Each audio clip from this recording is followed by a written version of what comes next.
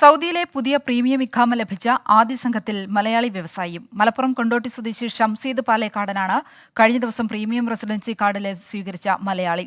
5 തരം premium ഇഖാമകളാണ് Saudi പുതുതായി പ്രഖ്യാപിച്ചത്. മലപ്പുറം കൊണ്ടോട്ടി നീറാട് സ്വദേശി ഷംസീദ് പാലക്കാടനാണ് സൗദിയിലെ പുതിയ പ്രീമിയം ഇഖാമ ലഭിച്ച ആദ്യ സംഘത്തിലുള്ളത്. ജിദ്ദയിലെ സമ യുണൈറ്റഡ് ട്രേഡിംഗ് കമ്പനി സിഇഒ ആയ ഷംസീദ് കഴിഞ്ഞ ദിവസം പ്രീമിയം റെസിഡൻസി കാർഡ് സ്വീകരിച്ചു. സഹപ്രവർത്തകർ ഈ നേട്ടം ആഘോഷമാക്കി.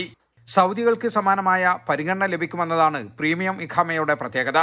Levy, exit re entry, Saudi sponsor തുടങ്ങിയവ പ്രീമിയം ഇഖാമയുള്ളവർക്കും കുടുംബത്തിനും ആവശ്യമില്ല. ഇഷ്ടം പോലെ ജോലി ചെയ്യുകയും ജോലി മാറുകയും ചെയ്യാം. വിമാനത്താവളങ്ങളിൽ പ്രത്യേക പരിഗണന ലഭിക്കും. ഒറ്റത്തവണ 4000 റിയാലാണ് ഇഖാമക്കായി ഈടാക്കുന്ന ഫീസ്. അപേക്ഷിക്കാനുള്ള നടപടിക്രമങ്ങൾ സുതാര്യമാണെന്ന് ഷംസീദ് പറഞ്ഞു. മെയിനായിട്ടും ഇതിന് വേണ്ടത് 3 ഡോക്യുമെൻ്റാണ് വേണ്ടത്. ഒന്ന്, വിസ ലൈസൻസിൽ 7 മില്യൺ ക്യാപിറ്റൽ ഉണ്ടായിരിക്കുക, ആർട്ടിക്കിൾ 7 മില്യൺ ക്യാപിറ്റൽ ഉണ്ടായിരിക്കുക, ഗവൺമെൻറ്റിക്ക് സബ്മിറ്റ് ചെയ്ത ഓഡിറ്റ് റിപ്പോർട്ടിൽ അവസാന ഇയറിൽ സബ്മിറ്റ് ചെയ്ത ഓഡിറ്റ് റിപ്പോർട്ടിൽ 7 മില്യൺ അപേക്ഷിക്കുന്ന ആളുടെ പേരിൽ 7 മില്യൺ ക്യാപിറ്റൽ ഉണ്ടായിരിക്കൽ നിർബന്ധമാണ്. 1.5 മാസത്തിന് ശേഷം അപ്രൂവൽ വന്നു. സദ്ദാദ് പേ ചെയ്തു. ഏകദേശം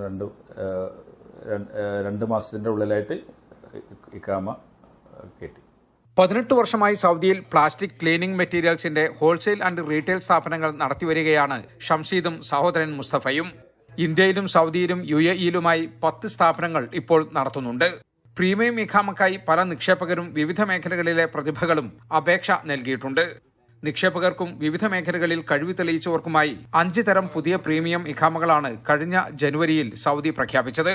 നേരത്തെയുള്ള പ്രീമിയം ഇഖാമകൾക്ക് പുറമെയാണിത്. ജലീൽ കടമകലം, 24 ജിദ്ദ.